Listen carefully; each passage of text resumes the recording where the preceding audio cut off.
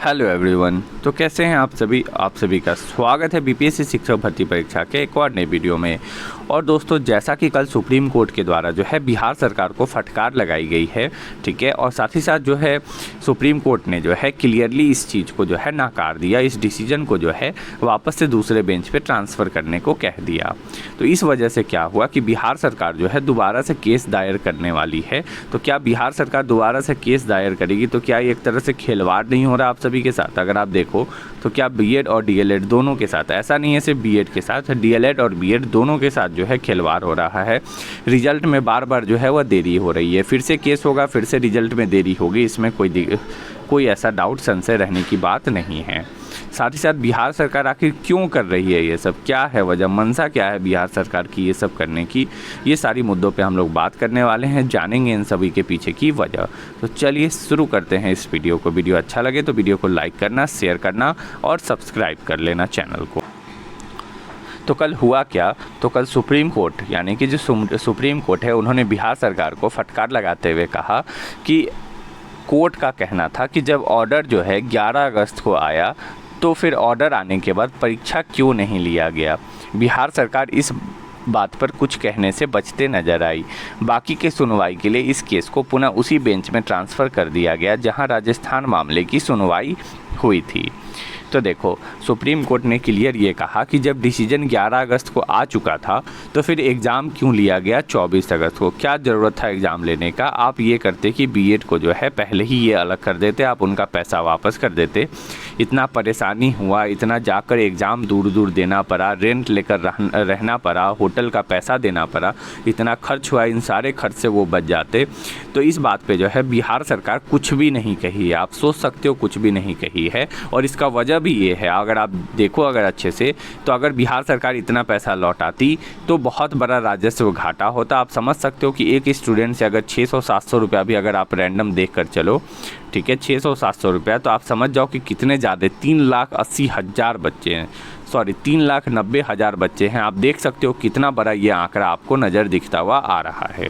तो इतना बड़ा आंकड़ा जो है बिहार सरकार को लौटाना पड़ता। वो सोची कि नहीं, चलो एग्ज़ाम ले लेते हैं और फिर फ्यूचर में सुप्रीम कोर्ट में ये बात कह देंगे, केस दायर कर देंगे। बट कल कुछ भी नहीं कहा है बिहार सरकार ने इस बारे में। इसीलिए सुप्रीम कोर्ट ने कहा कि हम जो है इसको उस बेंच पे ट्रांसफ़र करते हैं जहां राजस्थान में सुनवाई हुई थी। तो इस पे बिहार सरकार ने क्या किया कि हम ये इसको वापस लेते हैं, क्या करते हैं, वापस लेते हैं। और बिहार सरकार जो है इसको केस को वापस ले ली।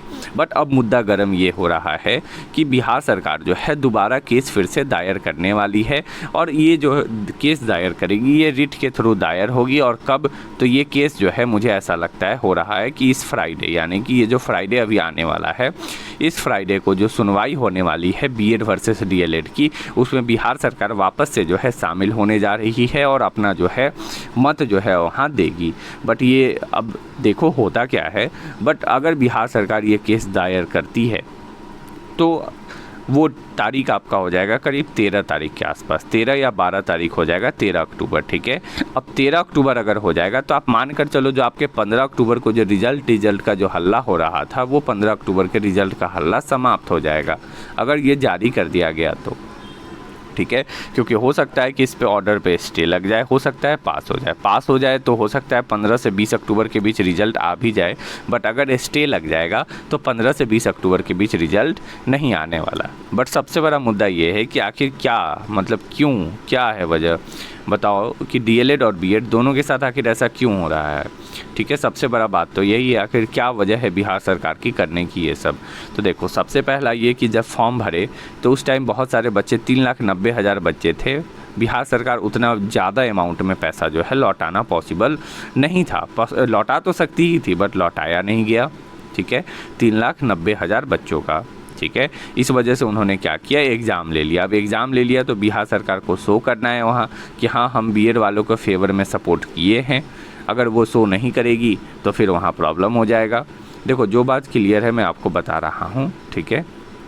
अब नहीं करेगी, ठीक है, तो फिर दिक्कत हो जाएगा, फिर वापस ये लोग पैसा मांगेंगे। तो एक तरह से देखो तो बीएड वालों को भी जो है बिहार सरकार मूर्ख बनाने की कोशिश कर रही है, बस यही आप मानकर चलो, और कुछ नहीं हो रहा है यहाँ।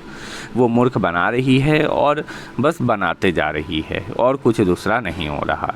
जब सब कुछ सही चल रहा था, जैसा कि आपको पता ही है कि सुप्रीम कोर्ट का डिसीजन जो है वो चेंज बहुत कम ही होता है। रेयर केस में जुडिशियल रिव्यू होता है, बट बहुत रेयर केस में जो है जुडिशियल रिव्यू जो है न्यायिक समीक्षा की जाती है, ठीक है।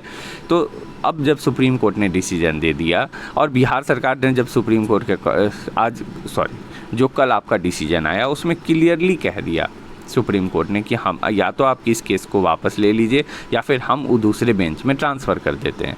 तो बिहार सरकार को पता था कि अगर उस बेंच में चला गया तो ये केस का जो रिजल्ट है वो वापस से वही आ जाएगा, क्या है, वापस से वही आ जाएगा डीएलएड के फेवर में।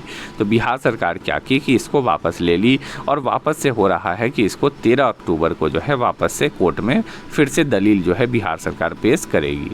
अब करेगी तो फिर समय ज़्यादा होगा तो बस यही समझो कि इलेक्शन के पास तक इस चीज़ को खींच कर ले जाया जाएगा, ठीक है। 2024 का जो आप सभी को पता है लोकसभा चुनाव है, उसके पास जो है इसको ले जाने का कोशिश किया जा रहा है, ठीक है। अब आप देखो, अब आपका क्या मत है इस बारे में, वो आप कमेंट करके, और वल्गर कमेंट मत करना, जो है जेन्युइन कमेंट करके ज़रूर जवाब देना कि आखिर आपका क्या मत है इस बारे में, ठीक है। बाकी अगर दोस्तों आपको वीडियो अगर अच्छा लगा तो वीडियो को लाइक करें, अपने दोस्तों के बीच शेयर करें, और अगर चैनल पर नए आए हो तो चैनल को सब्सक्राइब करके बेल आइकन का बटन ज़रूर क्लिक कर दें, जिससे कि आपको सारे अपडेट टाइम टू टाइम मिलते रहेंगे। तो मिलते हैं नेक्स्ट वीडियो में। इस वीडियो को देखने के लिए थैंक यू, धन्यवाद।